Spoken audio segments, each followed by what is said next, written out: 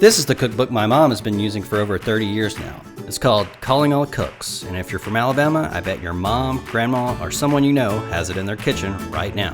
Today, we're making the chess cake recipe on page 104.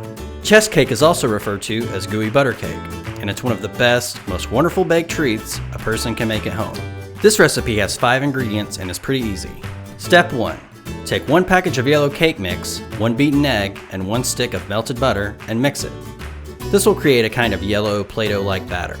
Step 2. Press this mixture into a 9x13 loaf pan or casserole dish. Step 3. Mix cream cheese, 1 box of confectioner's sugar, and 3 eggs. If you bought a large package of confectioner's sugar, you'll want to measure this out. I've made this a couple of times with 3.5 cups of confectioner's sugar and it was perfect. Other recipes say 4 cups. Step 4. Mix well and pour over batter.